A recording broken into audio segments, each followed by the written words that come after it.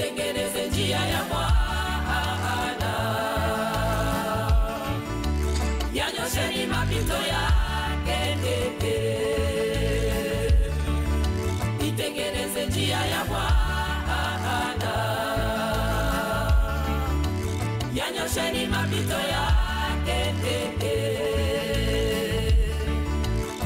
Angalia, nitawapelekea Elia nabii kabla haijaja siku hiyo ya Bwana, iliyokuu na ya kuogopesha.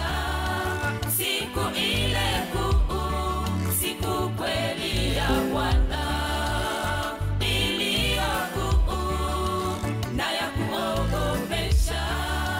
Siku ile kuu, siku kweli ya Bwana, naye ataigeuza roho ya wababa kwa watoto, naye ataigeuza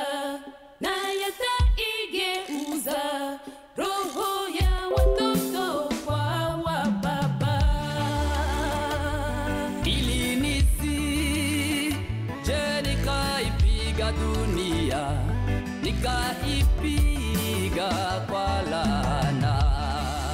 tubuni kwa maana ufalme wa Mungu umekaribia.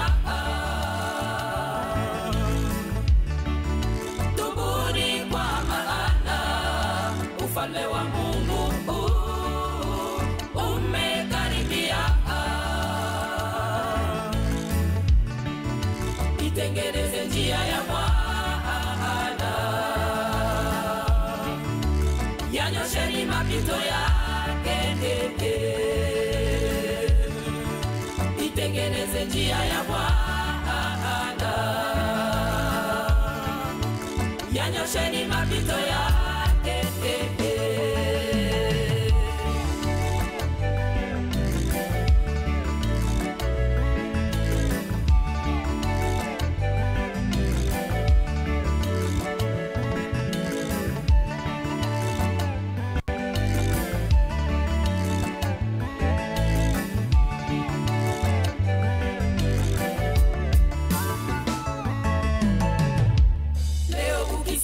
Sauti ya Bwana, usifanye moyo wako mgumu. Roho ya Elia yaendelea kutenda na kutayarisha bibi harusi wa Bwana. Leo ukisikia sauti ya Bwana, usifanye moyo wako mgumu. Roho ya Elia yaendelea kutenda na kutayarisha bibi harusi wa Bwana.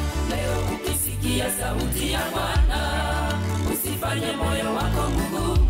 Roho ya Elia yaendelea kutenda na kutayarisha bibi harusi wa Bwana. Leo ukisikia sauti ya Bwana, usifanye moyo wako mgumu. Roho ya Elia yaendelea kutenda na kutayarisha bibi harusi wa Bwana. Anayeomba pamoja na neno, bibi harusi anayeomba pamoja na neno, bibi harusi anayeomba pamoja na neno, ndugu na dada anayeomba pamoja na neno, ndugu na dada anayeomba pamoja na neno,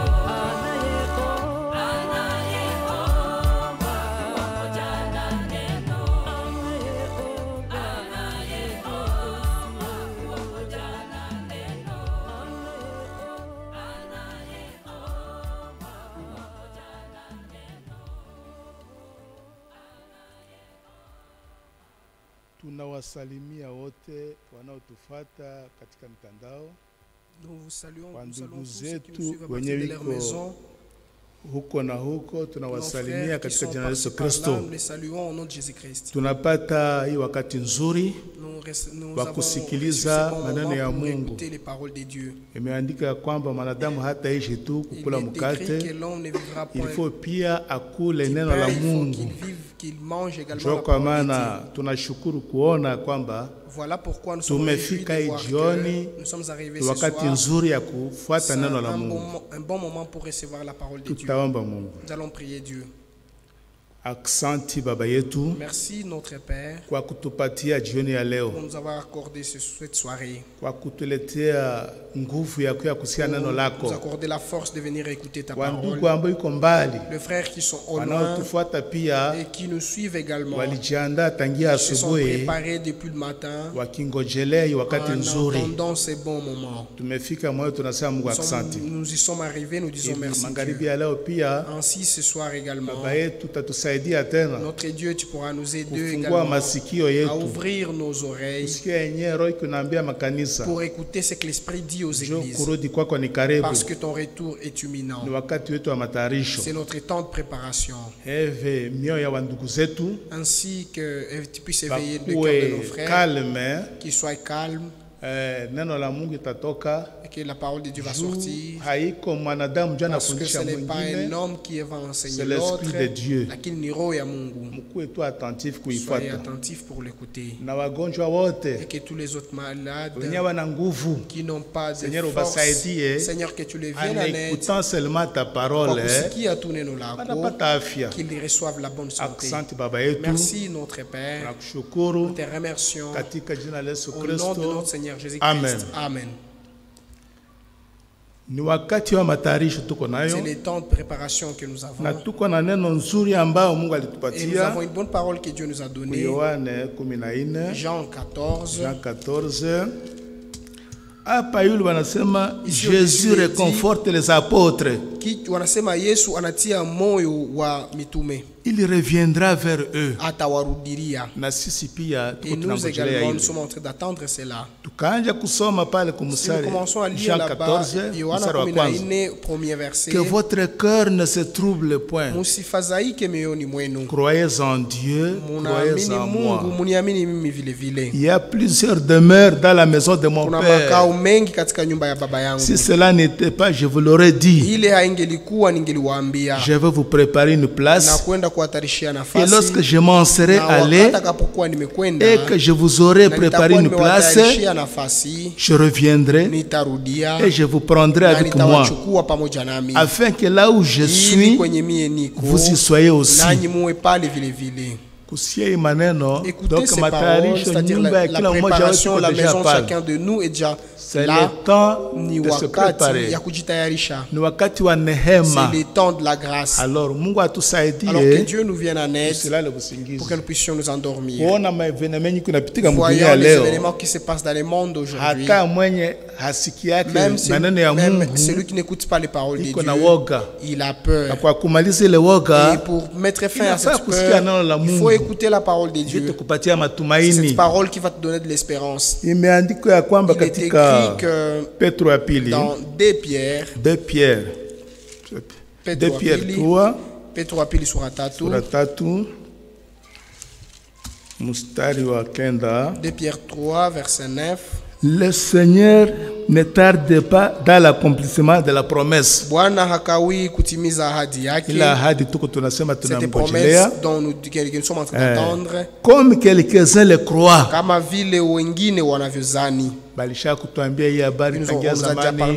de cette Ndio nouvelle vile depuis tu banasemaka, longtemps. C'est mais la manière wanasema de parler. hakuchelewake, Mais hakawi il yake. est écrit que lui ne tarde pas, il ne vient pas en retard. Il use de patience envers vous, Lakini anawavumilia ninyi, peut-être envers moi. peut-être envers mimi, toi. saa zingine anakuvumilia Il wewe, use de patience envers vous. anawavumilia Ne ninyi. voulant pas que qu'aucun périsse, Hapendi hata mmoja apoteye, mais voulant que tous arrivent à la lakini anapenda repentance. wote wafikie kutubu. Mungu Que atusaidie. Dieu nous assiste.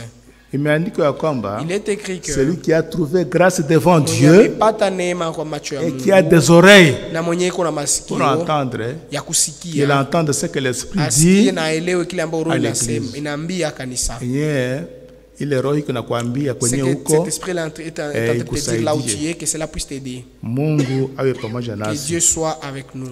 Sasa tukue tayari Ainsi, soyons prêts, tukisikia écoutons, yenye c'est que Mungu kutumia mwanadamu Dieu, en utilisant atatuzungumzia. l'homme, pourra nous dire.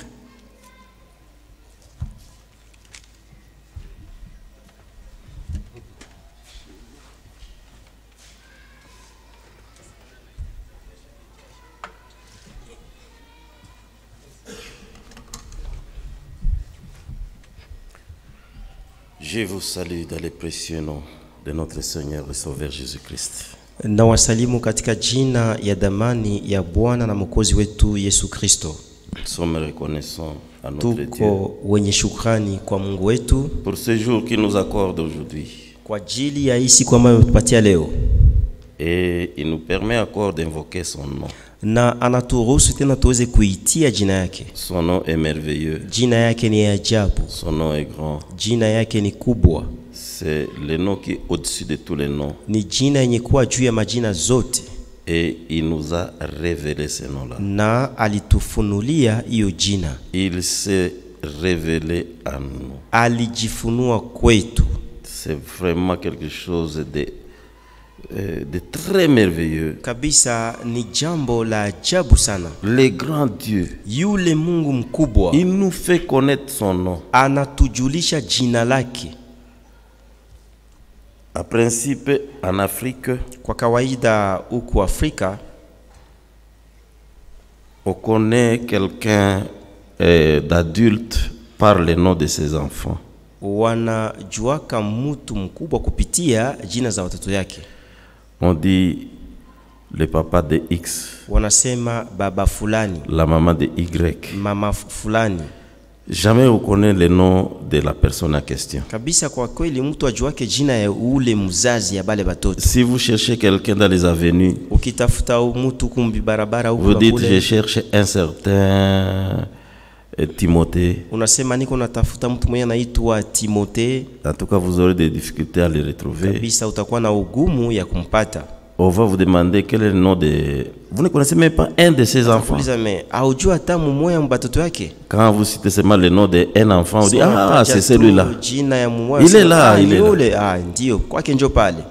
Donc, connaître le nom de quelqu'un, c'est le connaître.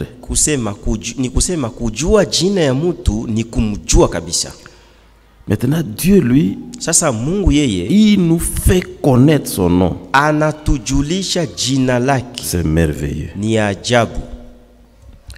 Oui, que la grâce et la paix vous soient multipliées. Ndio amani na neema zizidike kwenu. Nous sommes reconnaissants encore Tuko wenye shukrani tena avec notre équipe de chaque jour. pamoja na kundi yetu ama timu yetu ya kila siku. Notre frère Chango qui vient de présider. Ndugu yetu Shango ametoka kuongoza. Que Dieu le bénisse. Mungu ambariki. Notre frère Mwindo Shabani, Ndugu yetu Mwindo Shabani qui est notre diacre ici. ambaye ni shemasi wetu hapa. Que Dieu le bénisse. Mungu ambariki. Notre frère qui est en train d'être prêté. Ndugu yetu mwenye na tafsiri, il s'appelle Nicolas. Anaitwa Nicolas. Que Dieu le bénisse également. Mungu ambariki pia. Et toute l'équipe qui est à la technique là-bas. Na timu yote inakuwa pale kwenye ufundi. Que ce soit frère Militant. Iwe ni ndugu Militant. Christophe. Ndugu Christophe. Le frère Dani. Ndugu Dani. Le frère Mango. Ndugu Mango. Toute l'équipe là-bas. Timu yote hapo. Que chacun soit béni. Kila mmoja abarikiwe. Et notre interprète pour les sourds muets. Na mtafsiri wa wabubu wetu. Notre frère Miché. Ndugu yetu Miché. Que Dieu le bénisse aussi. Mungu ambariki pia. Et l'équipe qui est maintenant en train de prêcher à la Mishapi.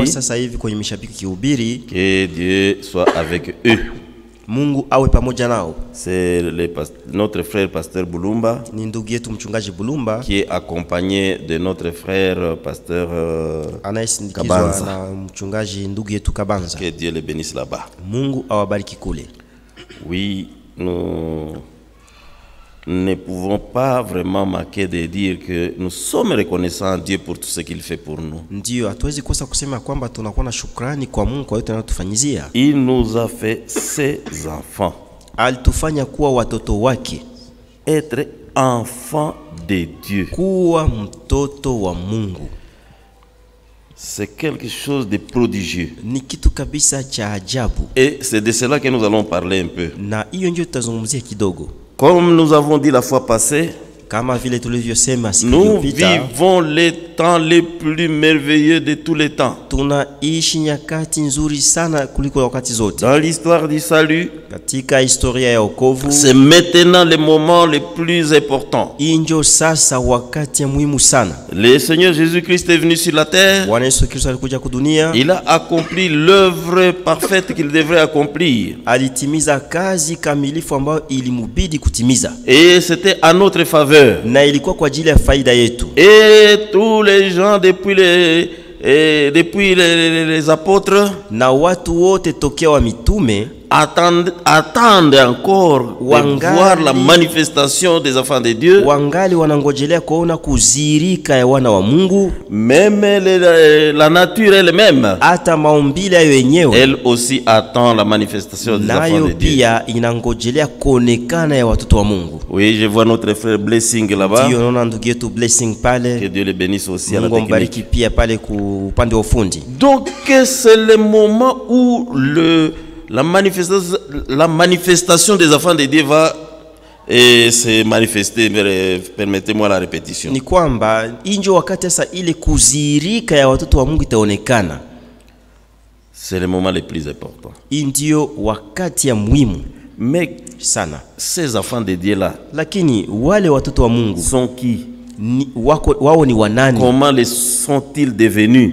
Koma wamegeuka kuwa watoto wa Mungu. Nous allons un peu lire dans le livre de Jean. Tutasoma kidogo katika kitabu cha Jean Yohane. chapitre 1er. Yohane sura ya kwanza. Et nous allons prendre le verset 12. Na tutachukua mstari wa 12. Vous pouvez prendre un peu au-dessus, Tunaweza kukamata pale juu, mais pour gagner du temps, nous prenons Lakini- juste le verset 12. joko kwa ya kukomboa muda tunakamata tu mstari wa 12. Mais à tous ceux qui l'ont reçu, Lakini kwa wote waliompokea, à ceux qui croient en son nom, wale wanaamini jina lake, il a donné le pouvoir de devenir enfants de Dieu, aliwapatia uwezo ya kugeuka kuwa watoto wa Mungu, lesquels sont nés ambao wamezaliwa non du sang, si kutokana na damu ni de la volonté de la wala chair, kutokana na mapenzi ya ni mwili de la volonté de l'homme, wala mapenzi ya mwanadamu, mais de Dieu. lakini wamezaliwa na Mungu. Et il a donné le pouvoir de devenir. Aliwapatia uwezo ya kugeuka kuwa, Il ne les était pas. pardon, Hawakuikuwa mbele. hawakukuwa watoto wa Mungu mbele, Mais maintenant, lakini parce sasa qu'ils croient à son nom, kwa sababu wameamini jina lake, parce qu'ils ont reçu ce nom-là, kwa sababu walipokea hiyo jina, ils l'ont reçu lui, walimpokea yeye, ils croient à son nom, wanaamini jina lake, par cela même, na kupitia hiyo il leur a donné le pouvoir. aliwapatia uwezo, C'est un pouvoir ni uwezo de devenir enfant de Dieu. ya kugeuka kuwa watoto wa Mungu. C'est-à-dire que Ni kusema ya kwamba ils ont maintenant la nature même des enfants de Dieu. wamekuwa asa na ile hali ya kuwa ya watoto wa Mungu. Le seul fait d'avoir reçu la parole, Ile tu kupokea neno, la parole c'est Jésus-Christ lui-même. neno ni Yesu Kristo mwenyewe. Le seul fait d'avoir cru en son nom, Ile tu kuweza kuamini jina lake, cela semble simple, ile inaonekana kuwa rahisi, mais ce n'est pas si simple. lakini kabisa si rahisi kama unavyowaza, Parce qu'avec cela, kwa sababu pamoja na hiyo on a le pouvoir, tuko na uwezo, on reçoit le pouvoir tunapokea uwezo de devenir enfant de Dieu. ya kuwa mtoto wa Mungu.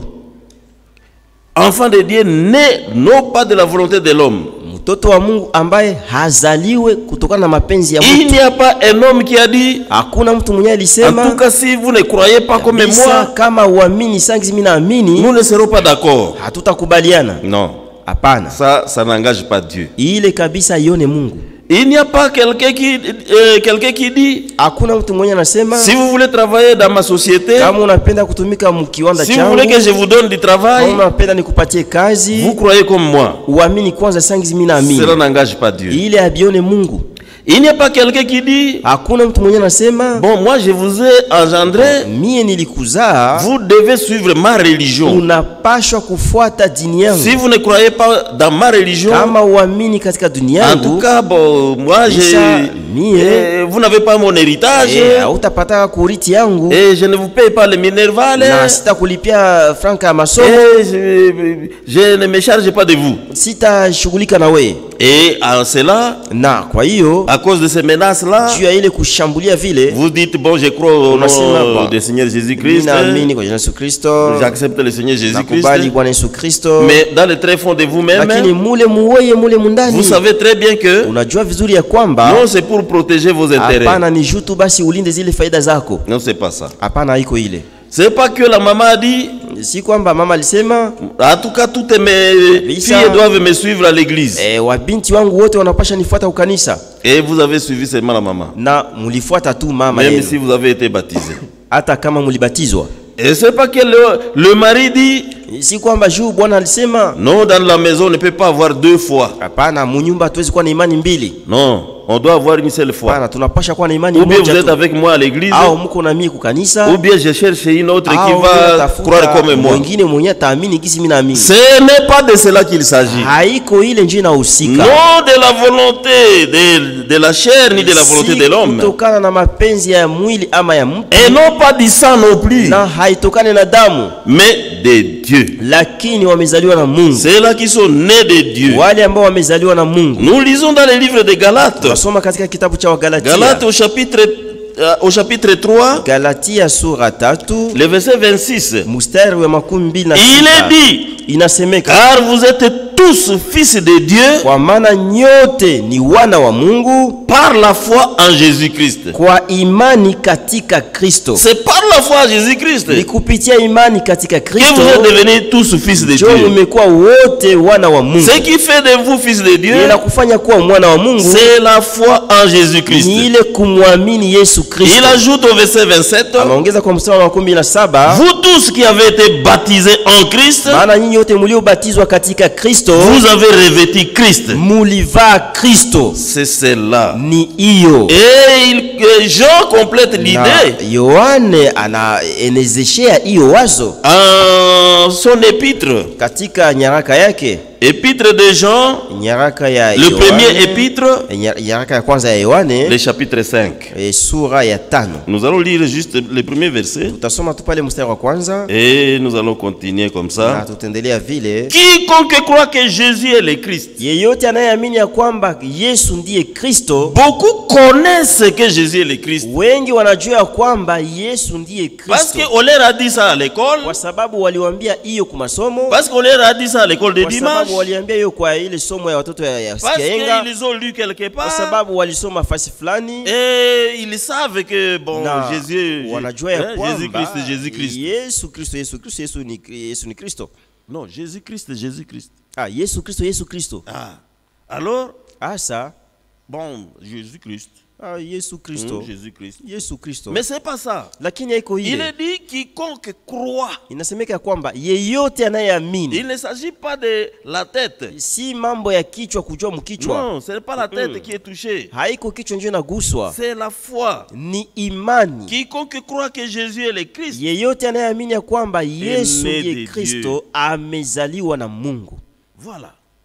Et quiconque aime celui qui l'a engendré, na yeyote anayependa yule aliyemzaa, aime aussi celui qui est né de lui. Anapenda pia yule aliyezaliwa naye. Donc si jamais vous croyez que Jésus est le Christ, ni kwamba kama tunaamini ya kuwa Yesu ndiye Kristo, par révélation, kwa ufunuo, Dieu vous a révélé, Mungu alikufunulia que Jésus ya kwamba Yesu est le Christ. Yeye ndiye Kristo. Vous êtes né de Dieu. Hapo umezaliwa na Mungu. C'est une affaire de révélation. Ni jambo inayoomba ufunuo. La foi est une révélation. Imani ni ufunuo. Et alors si Dieu se révèle, na sasa kama Mungu anajifunua kwako, il ne révèle pas seulement une partie. Hafunua tu sehemu moja. Il va finir par se révéler complètement. Atafikia kujifunua yeye wote kwa utimilifu. Et quand vous êtes enfant de Dieu, na wakati umekuwa mtoto wa Mungu, tous les trésors de Dieu vous appartiennent. Hazina zote za Mungu zinakuwa zako. Parce que vous êtes héritier. Kwa sababu uko mriti. Alors il n'y a pas de résistance à ce que vous croyez toute la parole. Hakuna vya kushindana kusema ufikie kwa mimi neno lote. Et Pierre va nous dire dans le livre de 2 Pierre, Petro atatuambia katika kitabu cha Petro wa pili, au chapitre 1er, Kwa mstari wa kwanza. Kwa sura ya Kwa kwanza. sura ya kwanza tafadhali. Et au verset 3. Na kwa mstari wa 3. Nous pouvons commencer peut-être même. Muzanzia Oui, hata verset 3. mstari wa 3. Il dit ceci. Anasema hivi. Comme sa divine puissance Basi nous a donné tout ce qui contribue à la vie Kama et à la vile. piété, nguvu yake ya kiungu ilitupatia yote inayotusaidia kwa utawa na kwa utawa na kwa uzima, na kwa uzima au kwa uzima na kwa utawa. Kama vile uwezo wake wa kiungu ilitupatia yote inaofaa kwa ajili ya uzima na utawa, au moyen de la connaissance kupitia ujuzi de celui qui nous a appelés par sa propre gloire ya yule aliyetuita kwa utukufu wake mwenyewe et par sa vertu, na kupitia nguvu yake, lesquelles gloire et vertu nous assurent de sa part, ambayo ile utukufu na hiyo nguvu inatupatia ujasiri toka kwake, les plus grandes et les plus précieuses promesses, inatupatia ujasiri kuhusu zile ahadi kubwa na zaidi na za damani. Ahadi kubwa zaidi na damani zaidi. Ndio. Il y a le superlatif, les plus, ile ya zaidi, lesquels nous assurent de sa part les plus grandes et les plus précieuses promesses, inatupatia ujasiri kwa ajili ya zile ahadi kubwa zaidi na za damani zaidi, afin que ili par elles, par ces promesses-là, kupitia zile ahadi vous deveniez participants de la nature divine. muwe washiriki wa tabia ya Mungu. Participants de la nature divine. Washiriki wa tabia ya Mungu. Donc Dieu est ceci, nous participons à cette nature. Dieu est cela, nous iko participons de cette iki nature. tunashiriki kwa ile hali yake yenye iko ndani. Anakuwa tena iki tunashiriki kwa kile kenye iko yeye. Afin que par elle vous deveniez participants de la nature ili divine. kwa zile ahadi mupate kwa washiriki wa tabia ya Mungu. Enfuyant la corruption qui existe dans le monde. Mukikimbia uchafu unaokuwa katika dunia par la convoitise. Kupitia tamaa. À cause de cela même, kwa sababu ya hiyo hata faites tous vos efforts. Mufanye jitihada yenu yote. Alors il cite des choses que nous devons faire là-bas. Anataja mambo tunapaswa kufanya pale. Mais je m'attarde sur le fait que nakazia pale kujambo inasema kwamba les précieuses promesses là, zile ahadi za damani, les grandes promesses là, zile ahadi kubwa, nous assure que nous avons la nature, tuko na tabia, hali ya kuwa ya la nature divine, hali ya kuwa ya Mungu. C'est de cela dont nous voulons parler. Ile ndio tunapenda tuzungumzie. Nous sommes comme Dieu. Tuko kama vile Mungu iko. Quelqu'un peut écouter ça. Mtu anaweza kusikia ile, il va dire mais vous extravagez. Atasema nyie mnavuka mipaka, mnasema tu mambo tu. Vous risquez de blasphémer. Mnaweza fikia na kufuru. Non, nous ne extravagons pas. Hapana, hatuseme mambo ya kuvuka mipaka kusema sema tu. Nous disons ce que la Bible dit. Tunasema kenye Biblia inasema. Nous ne faisons qu'affirmer ce que la Bible, les promesses, les plus, il est dit ici.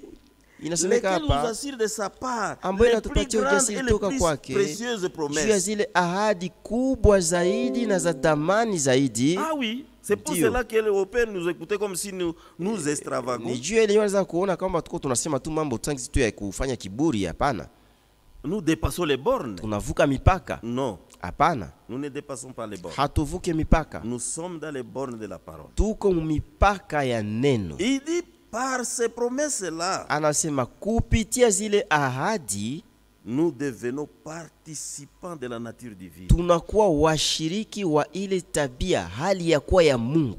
On va y revenir. Tutarudilia pale. Je lis 1 Jean. Nasoma Yohane wa kwanza chapitre 4 sura ya 4 et je prends le verset 17. Nachukua mstari wa 17. Il est dit là-bas, inasemeka hivi pale, tel il est, kama vile alivyo, tel nous sommes aussi dans ce monde. Vile ndivyo tulivyo pia katika dunia. Ah, tu vas me dire que nous extravagons? Oh, tunavuka mipaka. Non. Hapana. Ça c'est encore une affirmation biblique. Hii ni sipitisho ya kibiblia. Hakikisho. Voilà. Hakikisho ya kibiblia. Tel il est, kama vile alivyo, tel nous sommes aussi dans ce monde. Ndivyo tulivyo pia ndani ya dunia. C'est en cela que l'amour est parfait en nous. Na kwa hiyo upendo unakuwa kamilifu ndani yetu. En fait que nous ayons de l'assurance au jour du jugement. Ili tuwe na ujasiri kwa siku ya hukumu. L'assurance. Ujasiri, uhakika. Donc vous êtes sûr, vous êtes certain. Uko na uhakika kabisa. Il n'y a pas de problème. Ya kwamba hakuna shida. Alléluia. Alléluia. Nous devons avoir cette foi-là. Tunapasha kuwa na hiyo imani. Et comme je l'ai dit, na kama vile nilivyosema, la foi ce n'est pas une supposition. Imani haiko mambo ya kuwazia wazia. La foi n'est pas une adhésion. Imani haiko kusema tu unaikubali tu, unajiunga kwa hiyo imani. Ce n'est pas une adhésion. Haiko kujiunga. La foi est une révélation. Imani ni ufunuo. Dieu vous parle. Mungu anakuzungumzia. Dieu vous convainc. Mungu anakuhakikishia. Et à ce moment-là, na kwa ile wakati Dieu se révèle à vous. Mungu anajifunua kwako. Alors, 1 Jean chapitre 3, asa Yohane wa kwanza sura ya 3 dit encore quelque chose là-bas. Inasema tena kitu fulani pale. Nous lisons au premier verset. Tunasoma kwa mstari wa kwanza. 1 Jean chapitre 3. Yohane wa kwanza sura ya 3. Voyez quel amour le Père nous a témoigné. Tazameni ni upendo gani Baba alitushuhudia. Pour que nous soyons appelés enfants de Dieu. Ili tuitwe watoto wa Mungu. Ah voilà. Tazama. C'est un amour extraordinaire. Ni upendo wenye hawezi kufasiria. Pour que nous des hommes, ili sisi wanadamu, des êtres de cette terre ici, viumbe vya hapa kwa dunia, nous soyons appelés enfants de Dieu. Tuitwe watoto wa Mungu. Si quelqu'un n'est pas dans ce domaine ici, kama mtu haiko mwa mama tunaelewa hapa, il ne peut pas comprendre ce que nous sommes en train de dire. Hawezi kuelewa kile tunasema hapa. Ou si vous avez déjà entendu ça mais vous n'avez jamais saisi cette signification là. Ulishaka sikia lakini haujawahi kushika kuelewa hii maana yake. Voyez quel amour. Tazameni ni upendo gani. Le Père nous a témoigné. Baba alitushuhudia. Pour que nous soyons appelés enfants de Dieu. Ili tuitwe watoto wa Mungu. Et il ajoute. Na anaongeza. Il dit, et nous le sommes. Na tuko watoto wa Mungu. Si le monde ne nous connaît pas, kama dunia itujue, c'est que il ne l'a pas connu. Ni kwamba haikumjuaka. Même le monde n'a pas connu Dieu. Hata dunia haikujuaka Mungu. Le verset 2. Mstari wa pili. Bien-aimés, wapendwa, nous sommes maintenant enfants de Dieu. Kwa hii saa hata tuko watoto wa Mungu. Même quand nous partons au marché, hata wakati tunaenda kusoko, même quand nous partons au travail, tunaenda kukazi, et peut-être nous n'avons pas de travail, zingine hatuna kazi, nous circulons par-ci par-là, tunatembea huku na kule, n'empêche, haizuizi. Maintenant, kwa hii wakati, nous sommes enfants de Dieu, tuko watoto wa Mungu. Et ce que nous serons n'a pas encore été manifesté. Na kenye tutakuwa tena hakijazirika bado. Disons dans notre Swahili de Goma, tuseme mwa Kiswahili tu ya Goma, kenye tutakuwaka, ce que nous serons.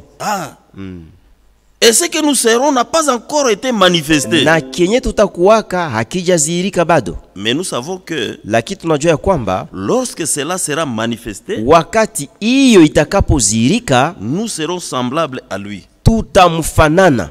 Parce que nous le verrons tel qu'il est. Kwa sababu tutamwona kama vile alivyo. Alléluia. Alléluia. C'est merveilleux. Ni ajabu. Enfants de Dieu. Watoto wa Mungu. Nous le sommes. Tuko watoto wa Mungu. Même quand nous mangeons des amarantes, hata wakati tunakula lenga-lenga, nous sommes enfants de Dieu. Tuko watoto wa Mungu. Même quand nous sommes dans notre salle de bain, wakati tuko kule tu tunanawa, nous sommes enfants de Dieu. Tuko watoto wa Mungu. Alors le verset 3 dit, asa mstari wa 3 tunasema, quiconque a cette espérance à lui se purifie. Yote anayekuwa na matumaini ndani yake anajisafisha, lui-même est pur. Kama vile mwenyewe ni safi. Il y a question d'espérance là-dedans. Kunakuwa jambo ya matumaini mule ndani. Mais voilà que Jean nous a dit, Lakini muone ya kwamba Yohana alituambia au chapitre 4, kwa sura ya 4 le verset 17, mstari wa 17, tel il est, kama vile alivyo tel nous sommes. ndivyo tulivyo. Le serviteur de Dieu William Branham, Mtumishi wa Mungu William Branham, dans une de ses prédications, moja ya mahubiri zake abandonnant tout, inayosema kuachilia yote, au paragraphe je crois 86, ile kipande ya 86, il dit ceci: anasema hii, il est devenu moi, aligeuka mie afin que je devienne lui. ili mimi nigeuke yeye. Frère bien-aimé, si vous Ndugu saisissez mpendwa, cela, kama unaelewa ile, c'est de la folie même.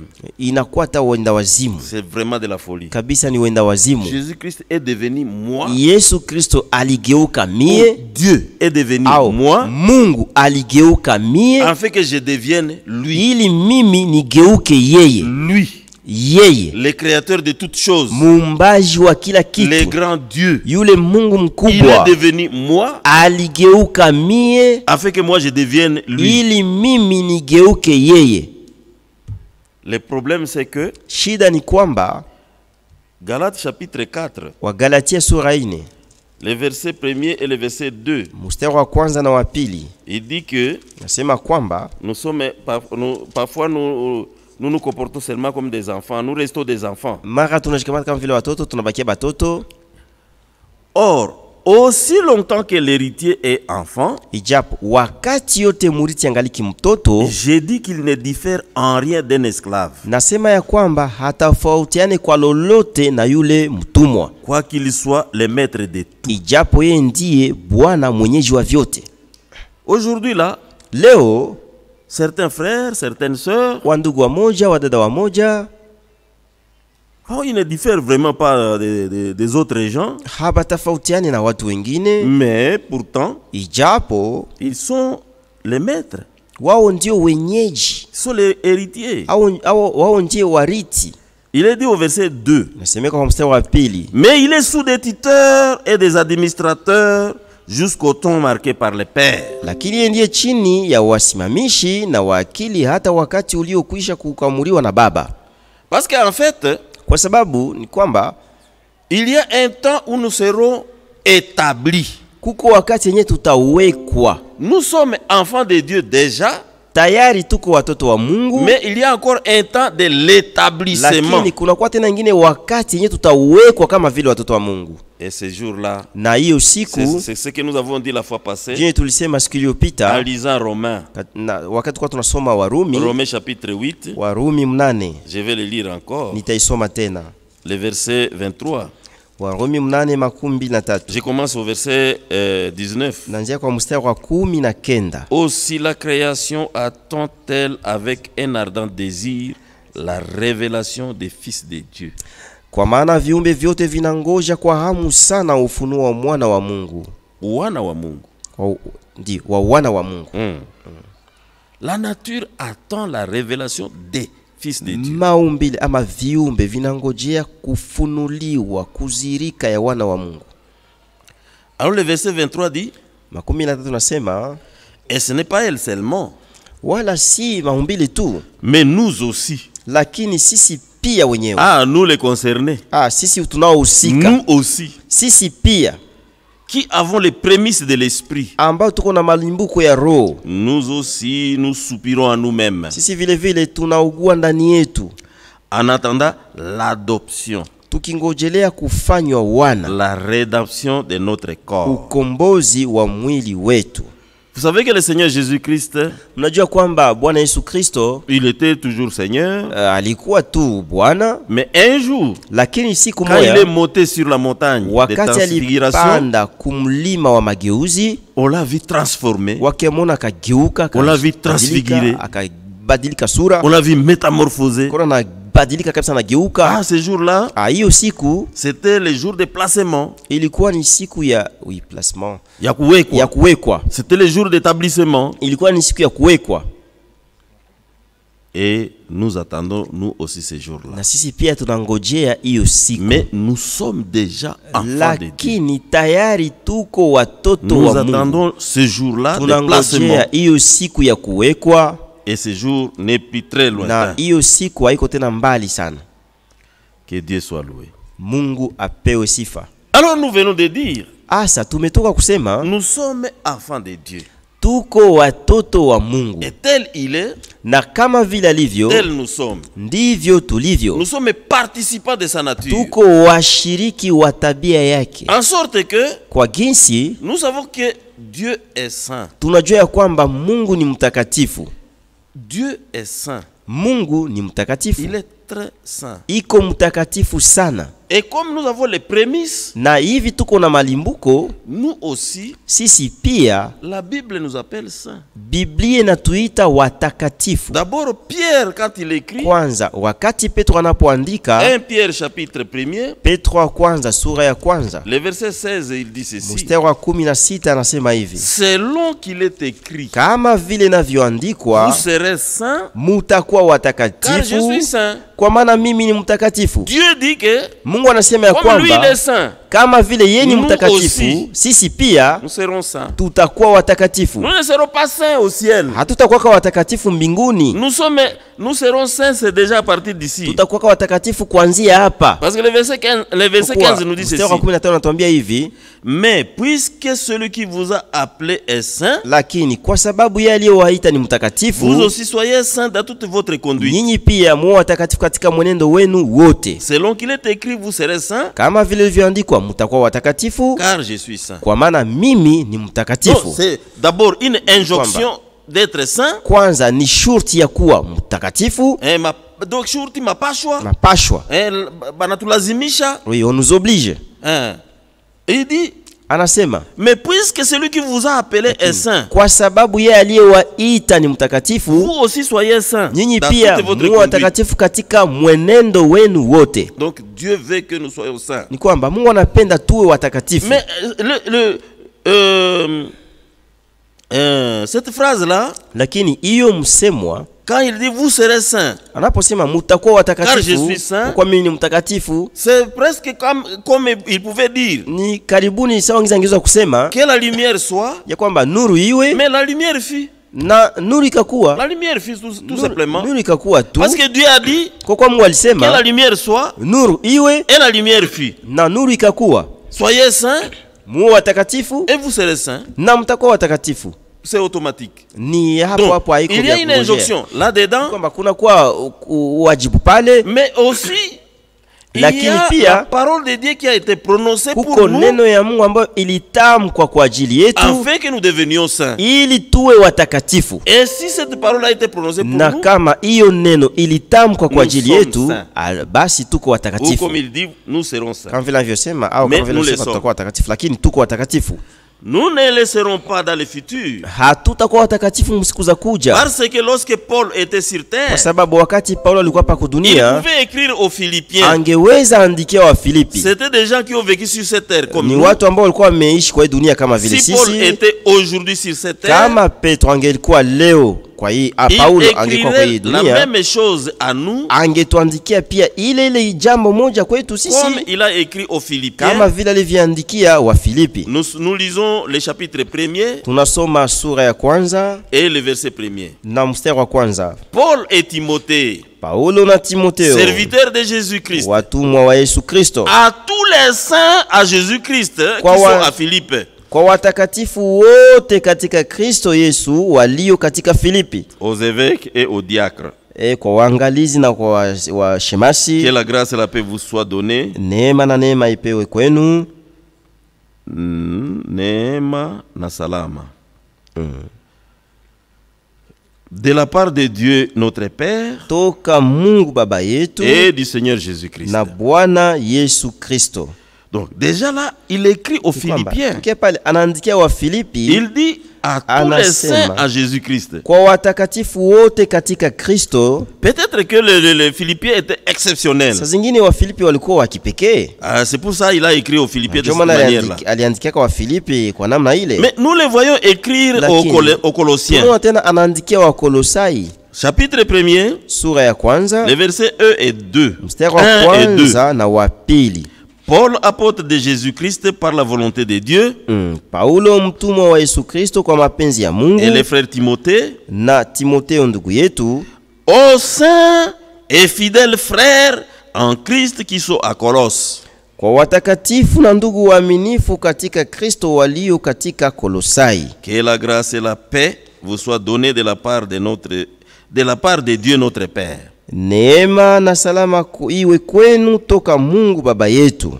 Donc nous trouvons que Ni kwamba tunaona ya kwamba ce n'est pas que ceux de Philippe étaient exceptionnels, si kwamba wale wa Filipi walikuwa wa kipekee, parce que même ceux de Colosse aussi sont appelés saints. hata wale wa Kolosai pia wanaitwa watakatifu. Nous pouvons retrouver la même chose Nous Ephésiens chapitre 1er, tunakutana tena ile jambo katika Waefeso sura ya le kwanza, premier verset.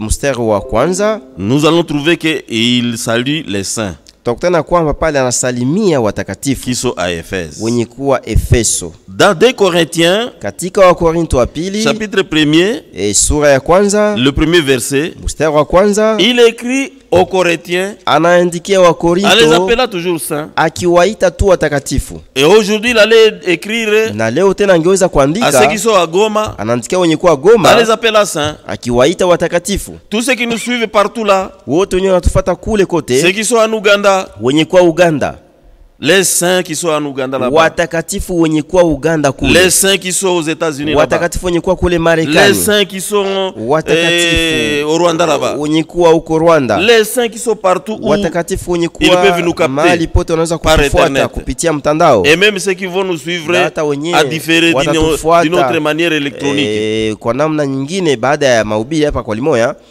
Ce sont des saints. Wao ni watakatifu. Dieu est saint Mungu ni et nous mtakatifu sommes des saints. na sisi tuko Lui, watakatifu. il est plus saint que nous Yeye ni mtakatifu sana kuliko sisi, parce que nous n'avons que les prémices. kwa sababu sisi tuko tuna malimbuko, Mais lui, il a l'entièreté. lakini yeye iko na utimilifu wote. Non seulement que nous sommes saints, Si kwamba tu tuko mais nous watakatifu, savons que Dieu est parfait. lakini tunajua kwamba Mungu ni mkamilifu. Mais qu'est-ce que Matthieu nous dira? Lakini sasa Mathayo tutuambia Matthieu nini? chapitre 5. Mathayo sura 5. Matthieu chapitre 5 verset 48. Mathayo sura 5 mstari wa 48. Jésus-Christ Yesu Kristo nous dit ceci. anatuambia hivi: Soyez donc parfaits Muwe comme votre basi. Père céleste est parfait. muwe basi wakamilifu kama vile Baba yenu wa mbinguni ni mkamilifu. Ah, donc ici sur terre, Kwamba hapa kudunia Jésus-Christ dit que nous pouvons être parfaits. Yesu Kristo anasema kwamba tunaweza kuwa wakamilifu. Donc nous sommes parfaits. Ni kwamba basi tuko wakamilifu. Ah non, non, je ne dis pas donc Siseme ni kwamba par philosophie. jutu ya filosofia fulani Non, moja. je le dis, Naisema mais basant sur Philippiens chapitre 3, nikitegemea katika Wafilipi sura 3, le livre de Philippiens chapitre 3, kitabu cha Wafilipi sura 3, nous allons lire au verset, le verset 15, tasoma kwa mstari wa 15.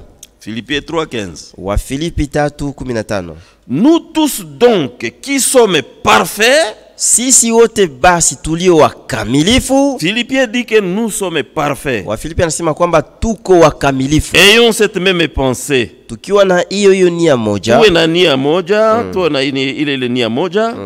Et si vous êtes en quelque point d'un autre avis, na kama kuhusu jambo fulani una maono mengine, Dieu vous éclairera aussi là-dessus. Mungu atakuangazia pia juu ya hilo jambo. Donc sur ce point-là, Ni kwamba kuhusu hiyo jambo, tel Dieu est, kama vile Mungu alivyo, il est saint, yeye ni mtakatifu, nous sommes saints. tuko watakatifu. Il est parfait, Ni mkamilifu, nous sommes parfaits. tuko wakamilifu. Je vais lire une écriture Nitasoma andiko dans le moja livre de Marc. katika kitabu cha Marc Marko. au chapitre 10, Marko sura 10 et je prends le verset 27. na anachukua mstari wa 27. Marc 10, 27. Marko 10:27. Là, on posait des questions à Jésus-Christ. Pale walikuwa nauliza Yesu maswali. Peut-être je peux Saa zingine lire un peu plus haut. naweza kusoma juu kidogo. Les disciples furent étonnés de ce que Jésus parlait ainsi. Verset 24. 14. Wanafunzi wakashangaa kwa maneno yake, namna Yesu alikuwa akisema hivi. Ou je prends un peu plus haut encore. Wanapata tena yulu Je prends le verset 23. 13. Jésus, regardant autour de lui, dit à ses disciples. Yesu akatazama pande zote kando kando yake, akawaambia wanafunzi wake qu'il sera difficile à ceux qui ont des richesses ya kwamba itakuwa ugumu kwa wenye kuwa na mali d'entrer dans le royaume de Dieu. kuingia katika ufalme wa Mungu. Les disciples furent étonnés de ce que Jésus parlait ainsi. Wanafunzi wakashangaa kuona Yesu alikuwa akisema vile, Et reprenant, il leur dit, lakini tena akasema, mes enfants. watoto wangu. Jésus appelle ses disciples ses enfants. Yesu anaita wafuasi wake watoto wake. Jésus est donc père. Ni kwamba Yesu ni baba. Mes enfants, watoto wangu. Qu'il est difficile à ceux qui se confient dans les richesses, ni ugumu kwao wanaotegemea mali, d'entrer dans le royaume de Dieu. kuingia katika ufalme wa Mungu. Il est plus facile à un chameau de passer par les trous d'une aiguille, ni jepesi kwa ngamia kupita katika tundu la sindano, qu'à un riche d'entrer dans le royaume de Dieu. kuliko tajiri kuingia katika ufalme wa Mungu. Les disciples furent étonnés et furent encore plus étonnés, wanafunzi wakashangaa tena zaidi, et ils se dirent les uns aux autres, na wakaambiana, et qui peut être sauvé? Nani basi anaweza kuokolewa? Jésus les regarda et dit, Yesu akawatazama akasema, cela est impossible aux hommes, kwa watu hiyo haiwezekane, mais non à Dieu. Lakini hapana kwa Mungu. Maintenant, sasa ce que je vais lire, notez ça très bien. Hiyo muishike vema. Je vais terminer le verset. Nitamalizia hii shairi. Il dit, anasema, car tout est possible à Dieu. Kwa sababu yote inawezekana kwa Mungu. Car tout est possible à Dieu. Kwa maana yote inawezekana kwa Mungu. Tout est possible à Dieu. Yote inawezekana kwa Mungu. Je veux que nous notions ça dans nos cœurs. Napenda hiyo kabisa tuishike mzuri katika mioyo yetu. Tout est possible à Dieu. Yote inawezekana kwa Mungu. Mais un chapitre avant, lakini sura moja mbele ya hii, toujours dans le livre de Marc, kazalika tu katika kitabu cha Marko, donc au chapitre 9, nikusema katika sura ya 9, nous allons lire au verset 23. Tutasoma kwa mstari wa 23. Jésus lui dit, Yesu akamwambia, si tu peux, kama unaweza, tout est possible à celui qui croit. Yote inawezekana kwa yule anayeamini. Tout est possible à Dieu. Yote inawezekana kwa Mungu. Tout est possible à celui qui croit. Yote inawezekana kwa yule anayeamini. C'est la même phrase. Ni ile msemo moja. On change seulement le possesseur. Wanabadilisha tu ule mwenyeji. Tout est possible à, yote inawezekana kwa Dieu, Mungu, à, kwa celui qui croit. Yule anayeamini. Nous sommes participants de la nature divine. Tuko washiriki wa tabia wa hali ya kuwa ya Mungu. Tel Dieu est, tel nous sommes. Kama vile Mungu alivyo ndivyo tulivyo. C'est tout simplement prodigieux, frère bien-aimé. Kabisa hiyo tu ni ajabu. Et Jean va nous dire ceci. Na Yesu tafadhali Yohana atatuambia hivi. 1 Jean chapitre 2. Yohana wa kwanza sura ya 2. Le verset 17. Mstari wa 17. Et le monde passe. Na dunia inapita. Et sa convoitise aussi. Na tamaa yake pia. Mais celui qui fait la volonté de Dieu, lakini yule anayefanya mapenzi ya Mungu, demeure éternellement. Anadumu milele. Mais qu'est-ce qu'il demeure éternellement? C'est la parole de Dieu. Nini anadumu milele si neno la Mungu? Mais ici il est dit, lakini hapa inasemeka, celui qui fait la volonté de Dieu, mwenye anafanya mapenzi ya Mungu, demeure éternellement. Anadumu milele. Ce sont les attributs de Dieu. Hiyo ni vitajiko vya Mungu. Mais on nous donne ça. Lakini wanavitupatia. C'est merveilleux, bien-aimé. Ni ajabu mpendwa. Nous sommes enfants de Dieu. Tuko watoto wa Mungu. Et si nous sommes enfants de Dieu, na hivi tuko watoto wa Mungu, nous partageons les choses qui appartiennent à Dieu. Tunashiriki kwa yale mambo ambayo ni ya Mungu.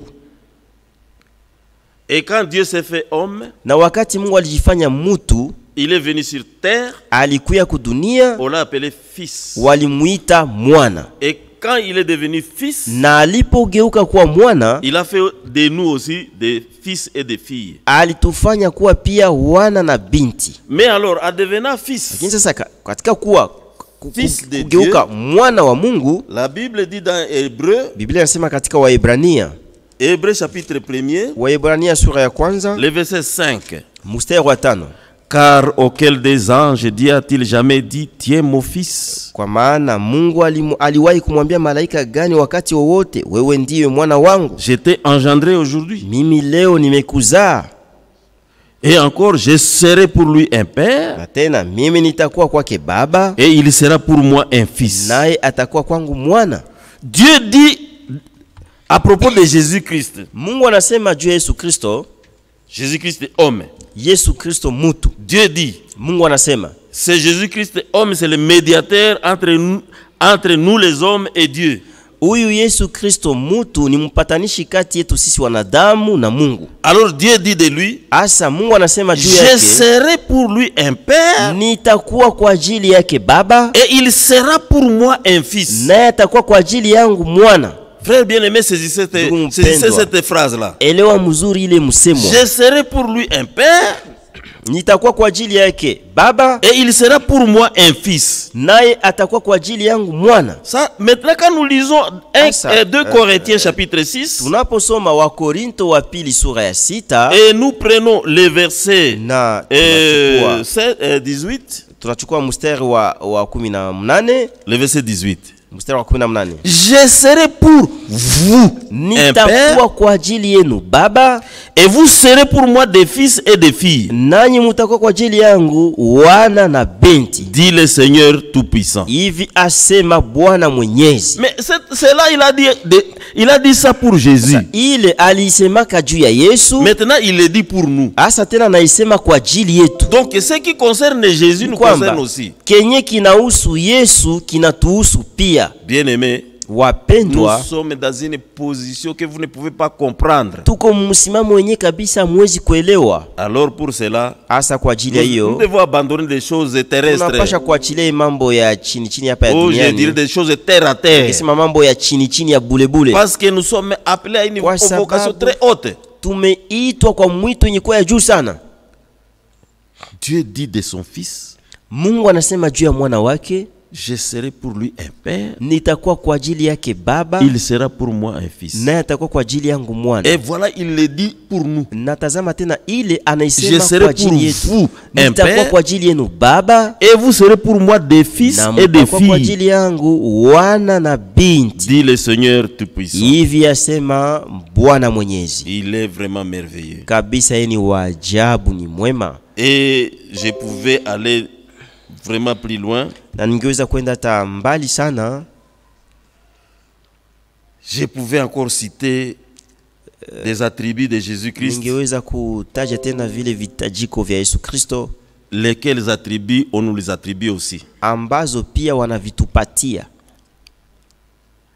Jean-Baptiste, Yohane Mbatizaji quand il voit Jésus-Christ, wakati anapoona Yesu Kristo, nous lisons dans le livre de Jean, tunasoma katika kitabu cha l'évangéliste, Yohane mwinjilisti, évangile de Jean chapitre 1er, Injili ya Yohane sura ya kwanza, nous prenons le verset 29. tunachukua mstari wa 29. Le lendemain, il vit Jésus venant à lui et il dit, voici l'agneau de Dieu qui ôte les péchés du monde.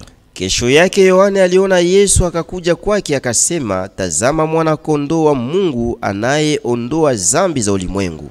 Donc Jésus-Christ est l'agneau de Dieu. Kwamba Yesu Kristo ni mwana kondoo wa Mungu. Mais il est l'agneau de Dieu qui ôte les péchés du monde. Yeye ni mwana kondoo wa Mungu anayeondoa dhambi ya ulimwengu. Au verset 36, Kwa mstari wa 36, Jean-Baptiste dit ceci. Yohane Mbatizaji anasema Nous hivi. commençons au verset 35 Tuanze kwa mstari wa pour 35 enchaîner avec le verset ili 36. tuendelee na mstari wa 36. Le lendemain, Jean était encore là avec 2 de ses disciples. Tena kesho yake Yohane alikuwa akisimama na wawili katikati ya wanafunzi wake. Et ayant regardé Jésus qui passait, il dit, Akatazama Yesu akitembea akasema, voici l'agneau de Dieu. tazama mwana kondoo wa Mungu. Jean-Baptiste appelle Jésus l'agneau de Dieu. Yohane Mbatizaji anaita Yesu mwana kondoo wa Mungu. Il a la nature de l'agneau en lui. Ni kusema iko na ile hali ya maumbile ya kondoo ndani mwake, mwana kondoo ndani yake. C'est comme ça que même dans l'île de Patmos, ndio vile hata katika kisanga cha Patimo, lorsque Jean wakati Yohane regardait, alikuwa anatazama, quelqu'un avait un livre. Mtu mmoja alikuwa na kitabu. Alors on a demandé si quelqu'un pouvait ouvrir ce livre-là. Kama kunaweza kwa mtu anaweza kufungua ile kitabu, à rompre les sceaux, na avunje mihuri yake. Et il n'y a eu personne pour pouvoir prendre ce livre. Haukuwa mtu kabisa wa kuchukua hiyo kitabu, ni pour à rompre les sceaux, wala kuvunja mihuri yake. Alors Jean a commencé à pleurer. Asa Yohane akaanza lia. Mais un des vieillards qui était là lui a dit, mmoja wa wazimu alikuwa pale akamwambia, il faut pas pleurer. Haifai kulia. Voici, il y a le lion de la tribu de Juda qui a vaincu. Kuko simba wa kabila ya Yuda aliyeshinda. Il va prendre ce livre et rompre les sceaux. Atachukua hiyo kitabu na kuvunja mihuri yake. Et lorsque Jean a regardé pour voir ce lion là, na wakati Yohane alitazama juu aone hiyo simba, il a vu un agneau qui était là comme immolé. Akaona mwana kondoo pale kama mwenye kuchinjwa. Et c'est cet agneau-là qui est venu prendre ce livre. Na ni yule mwana kondoo ndiye alikuja kuchukua hiyo kitabu. Jésus-Christ est comparé à un agneau. Yesu Kristo analinganishwa na mwana kondoo. Mais lorsque nous lisons dans les livres de Jean, l'évangile de Jean, tunaposoma katika injili ya Yohane, au chapitre 21, kwa sura ya 11, Jean qui parle, plutôt Jésus qui parle à Pierre. Yesu mwenyewe anasemezana na Petro. Le verset 15, il dit ceci. 15 anasema hivi. Après qu'ils eurent mangé, Jésus dit à Simon Pierre. Basi wakati walipokwisha kula, Yesu akamwambia Simoni Petro, Simon fils de Jonas, m'aimes-tu plus qu'un, même ceci? Simoni mwana wa Yona, unanipenda kuliko hawa gisi wanavyonipenda? Il lui répondit, oui Seigneur, tu sais que je t'aime. Akamjibu akasema, ndiyo Bwana, unajua kama ninakupenda. Jésus lui dit, paie mes agneaux. Yesu akamwambia, lisha wana kondoo wangu. Ah, donc nous aussi nous sommes comparés à des agneaux. Sisi pia vile vile tunalinganishwa na wana kondoo. Et dans le verset suivant, il nous compare à des brebis. Mstari wa kufuata anatulinganisha pale na kondoo. Des condos, brebis, ce sont des femelles. Anatulinganisha na kondoo dike. Pas les mâles là qui donnent des coups de tête. Hapana ile kondoo dume inapigeka bichwa. Non. Hapana. Jésus est comparé à un agneau. Yesu analinganishwa na mwana kondoo. Et nous aussi nous sommes comparés à un agneau. À des agneaux. Na si pia tunalinganishwa na wana kondoo. Ou à des brebis. Ama kondoo dike. N'est-ce pas merveilleux, bien-aimé? Je, si ajabu hiyo mpendwa. Oh, vous pouvez encore citer notre exemple. Tungeweza kutaja ingine mfano. Ça c'est ici nous venons de prendre un exemple dans le domaine de l'élevage. Hapa tumechukua mfano katika mambo ya ufugo. Mais si je prenais dans le domaine de l'agriculture, ningechukua mfano katika mambo ya kilimo, mulimo. Je prends par exemple 1 Jean chapitre 15. Nachukua kwa mfano Yohane wa kwanza sura 15. Qu'est-ce que j'ai dit? Nasema nini? Parce qu'il n'y a pas 1 Jean chapitre 15. Je prends Jean chapitre 15. Nachukua Yohane sura 15. Jean chapitre 15. Yohane sura 15. Et je lis le verset 5. Nasoma mstari wa 5. Je suis le cep. Mimi ni mzabibu. Vous êtes les sarments. Nanyi ni matawi. Il est le cep. Yeye ndiye mzabibu. Et dans les mêmes cep là, na ndani ya hiyo mzabibu, il y a les sarments. Kuna kwa matawi. Et nous sommes les sarments de ce cep là. Na sisi ni matawi ya hiyo mzabibu. Les mêmes attributs, bien-aimés. Zile vitajiko. Ce qui lui appartient. Kienye kiake. Voilà que ça devient à nous aussi. Tazama pia inakuwa yetu. Quand nous lisons un peu dans Jean chapitre 12. Naposoma kidogo katika Yohane 12. Lorsque les Grecs sont venus pour voir Jésus. Wakati wa Greki walipokuja kumwona Yesu. Jésus a commencé à parler de sa mort. Yesu akaanza kuwazungumzia juu ya kufa kwake. Et il s'est comparé au blé. Na akajilinganisha na ngano. Nous lisons le verset 24. Tunasoma mstari wa 24. Il dit en vérité je vous le dis, si le grain de blé qui est tombé en terre ne meurt, il reste seul. Kweli kweli nawaambia nyinyi, kama punja ya ngano isipoanguka kwa udongo na kufa, inakaa peke yake. Mais s'il meurt, il porte beaucoup de fruits. Lakini kama ikikufa, inazaa matunda mengi. Il se compare au grain de blé. Anajilinganisha na hiyo mbegu ya ngano. Et pourtant dans Matthieu chapitre 13, japo katika Mathayo sura 13, Matthieu chapitre 13 le verset 38, Mathayo sura 13 mstari wa 38, nous lisons ceci. Tunasoma hivi. Matthieu 13 38. Mathayo 13 mstari wa 38. Les champs c'est le monde. Shamba ni dunia. La bonne semence, ce sont les fils du royaume. Mbegu njema ni wana wa ufalme. L'ivraie, ce sont les fils du malin. Magugu ni wana wa yule mwovu. La bonne semence ici c'est le blé. Mbegu njema hapa ni ngano. Alors, nous sommes comparés au blé. Tunalinganishwa na ngano. Nous sommes de la même nature que Jésus. Tuko wa ile hali moja ya maumbile kama vile ya Yesu. Donc, il est le blé, nous sommes les blés aussi. Kwamba yeye ni ngano, sisi pia ni ngano. Nous sommes comparés. Tunalinganishwa vile. Si nous allions dans le domaine de quoi ça? Nous avons vu la botanique.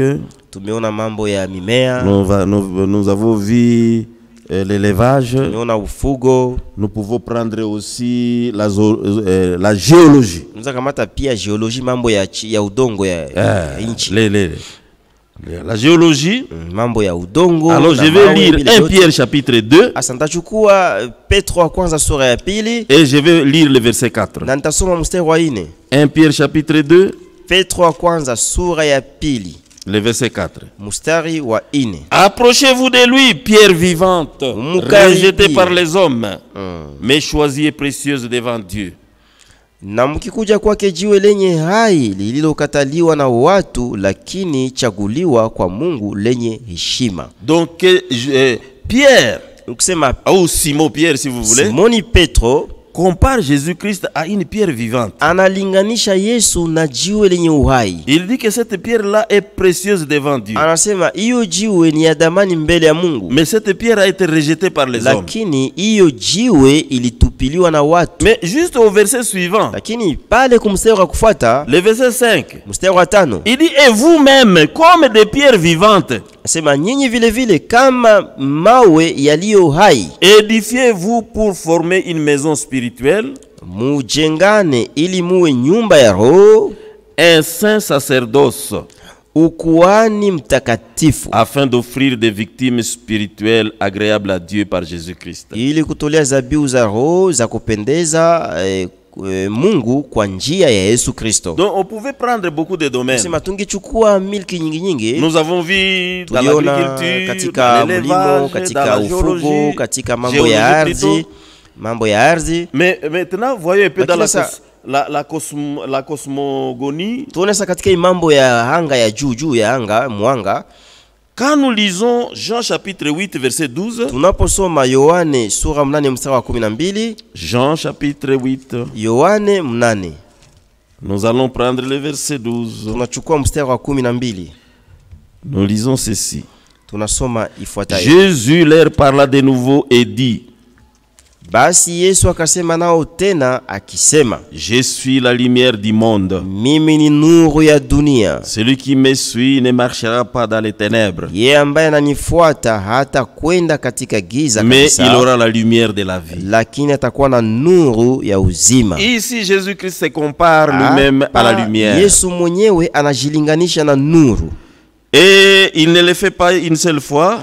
Na haifanye tu mara moja tu. Dans le chapitre 9 le verset 5, katika sura ya 9 mstari wa 5, il dit, anasema, pendant que je suis dans le monde, je suis la lumière du monde. Wakati nikingali katika dunia, mimi ni nuru ya dunia. Donc Jésus-Christ est la lumière du monde. Yesu ni nuru ya dunia. Ça, il est quand même vraiment expressif là-dessus. Anajieleza kabisa mzuri pale. C'est lui qui est la lumière du monde. Yeye ndiye nuru ya dunia. Mais quand nous lisons Matthieu chapitre 5, tunaposoma Mathayo sura 5, le Matthieu chapitre 5 le verset 14, Mathayo sura sura 5 mstari wa 14. Vous êtes la lumière du monde. Nyinyi ni nuru ya dunia. Une ville située sur une montagne ne peut être cachée. Muji hauwezi kufichwa kama ukiwa juu ya mlima. Alors nous sommes la lumière. Asa sisi ni nuru. Jésus-Christ est la lumière du monde. Yesu Kristo ni nuru ya dunia. Et nous sommes la lumière. Na sisi vile vile ni nuru. Nous avons une nature de lui à nous. Tunakuwa na hali moja kimaumbile sawa yake ndani yetu.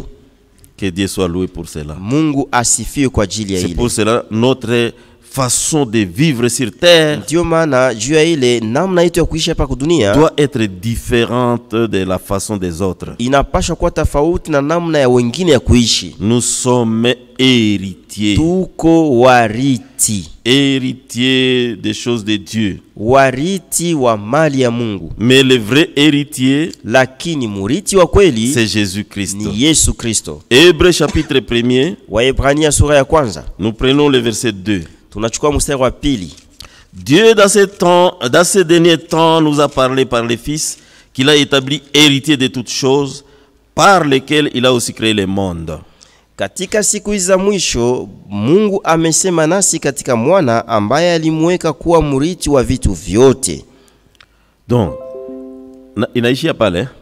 Vous êtes arrêté par là. Kwa yeye alifanya ulimwengu. Voilà, c'est par là que je me suis arrêté. Romains chapitre 8. Warumi 8. Le verset 17 nous dira ceci. Mstari wa 17 itatwambia hivi. Or, si nous sommes enfants, basi kama sisi ni watoto, nous sommes aussi héritiers. Tuko pia wariti. Héritiers de Dieu. Wariti wa Mungu. Et co-héritiers de Christ. Na wariti pamoja na Kristo. Si toutefois nous souffrons avec lui, kama tukiteswa pamoja naye, afin d'être glorifiés avec lui. Ili tutukuzwe pamoja naye vile vile. Alors là il ajoute, il dit, asa pale anaongeza j'estime que les souffrances d'état présent, kwa maana nahesabu kwamba mateso ya wakati huu sasa ne saurait être comparé à la gloire à venir, hayangeweza kulinganishwa na utukufu utakaokuja, qui sera révélé pour nous, ambao utafunuliwa kwa ajili yetu. Donc il y a des choses qui nous attendent là. Kuna kwa vitu vile vinavyotungojelea kule. Nous les vivrons bien aimés. Tutaishi, tutaiona. Que Dieu soit loué. Mungu apewe sifa. Oh là là. Oh là là.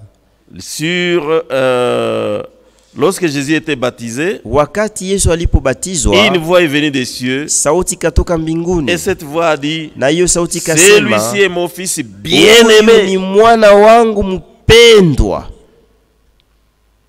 Et nous, na sisi, dans la Bible, katika Biblia, Dieu nous appelle ses bien-aimés. Mungu anatuita wapendwa wake. Dieu nous appelle ses bien-aimés. Mungu anatuita wapendwa wake. Quand Paul écrit, wakati Paulo anapoandika, et Paul dit, toute écriture est inspirée de Dieu. Paulo anaandika anasema kwamba kila andiko ilipewa pumzi na Mungu. Alors dans cette écriture qui est inspirée de Dieu, hiyo andiko inayopewa pumzi na Mungu, de Thessaloniciens chapitre 2, wa Thessalonika wa pili sura ya pili, le verset 13, mstari wa 13, il dit, pour nous frères bien-aimés du Seigneur, anasema kwa ajili yetu ndugu wapendwa wa Bwana, frères bien-aimés du Seigneur, ndugu wapendwa wa Bwana, nous sommes les bien-aimés du Seigneur. Tuko wapendwa wa Bwana.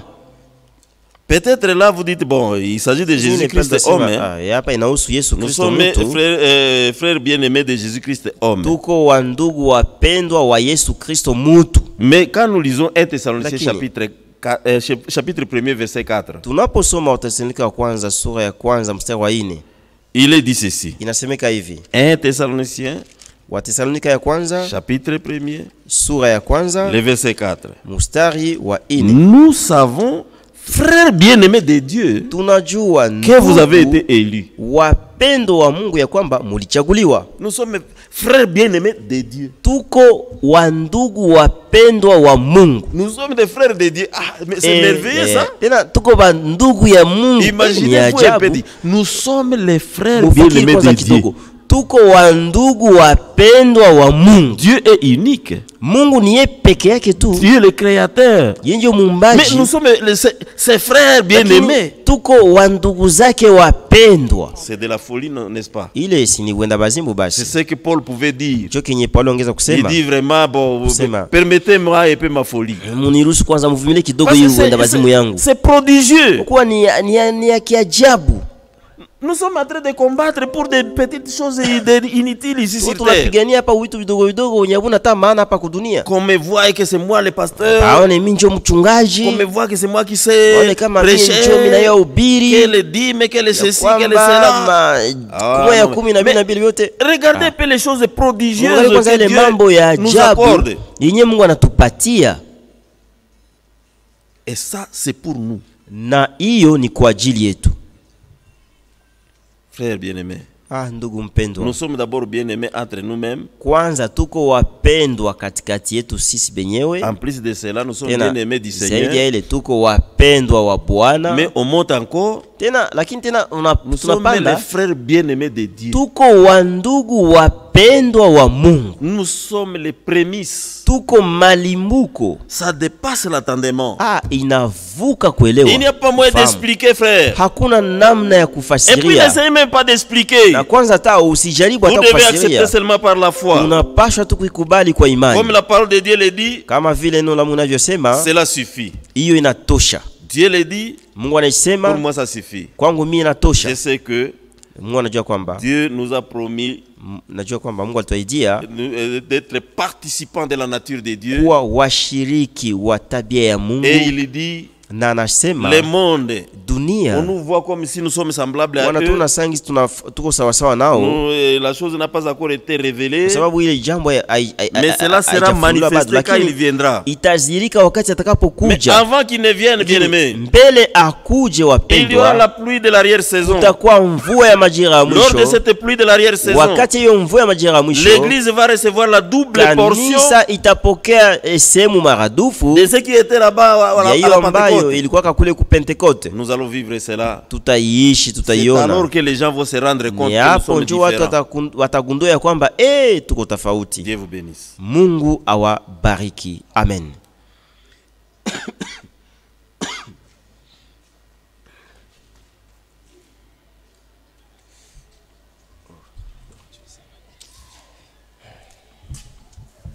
Tunashukuru Mungu. Nous remercions Dieu. Comme nous l'avons dit là au commencement. L'homme ne vivra pas seulement en mangeant le pain, mais il mangera aussi la parole de Dieu qui va l'aider dans ce voyage où nous sommes. Nous venons d'apprendre que yote inawezekana kwa Mungu. Et si nous lisons là, bien-aimés, nous sommes maintenant enfants de Dieu. Wapendwa, hivi sasa tuko watoto wa Mungu. Ce que nous serons n'a pas encore été manifesté. Na kenye tutakuwaka akijaonekana bado. Mais nous savons que lorsqu'il paraîtra, tunajua kwamba wakati atakapoonekana, nous serons semblables à lui. Tutamufanana. Parce que nous le verrons tel qu'il est. Kwa sababu tutamuonaka ginsi iko. Quiconque a cette espérance en lui, yeyote anayekuwa na matumaini ndani yake, en lui se purifie comme lui-même est pur. Anajisafisha kama vile yeye mwenyewe ni safi. Tunajua kwamba la sanctification, nous savons que la sanctification par la parole de Dieu, neno la kweli, par la parole de Dieu, la parole de la vérité, et pas de mélange. Non, si nous lisons ici dans Romains 8, or, verset 17, si nous sommes enfants, kama tuko watoto, nous sommes aussi héritiers. Tuko pia wariti. Héritiers de Dieu. Wariti wa Mungu. Et co-héritiers de Christ. Na wariti pamoja na Kristo. Si toutefois nous souffrons avec lui. Kama tu tunateswa pamoja naye. Afin d'être glorifiés avec lui. Ili tutukuzwe pamoja naye. Nous sommes des participants à la nature divine.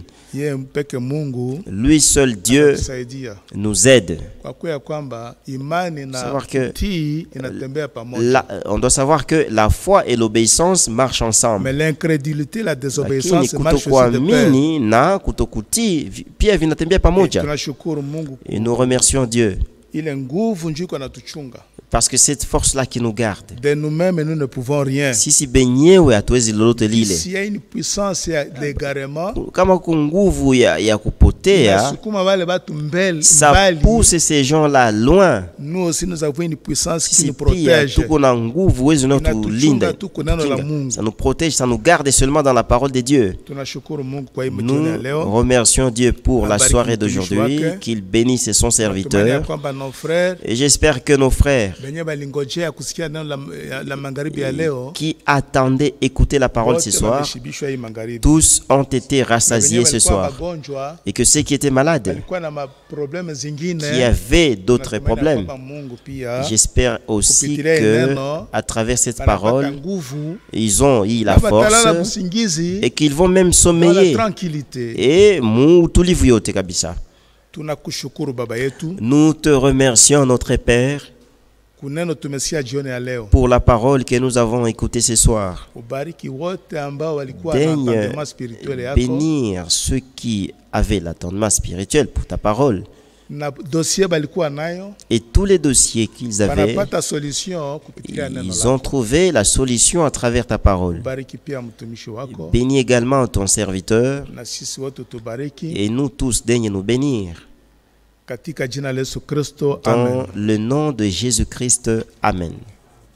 Amen.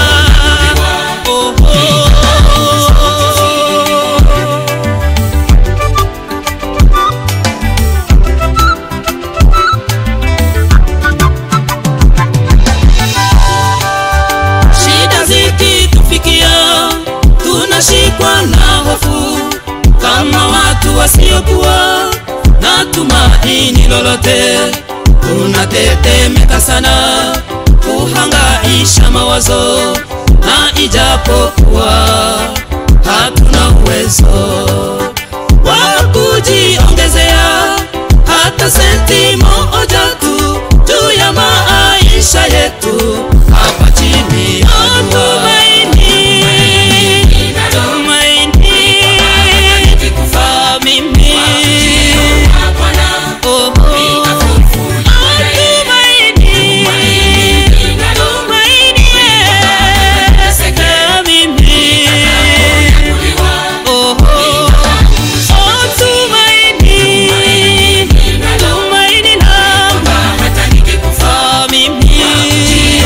Bwana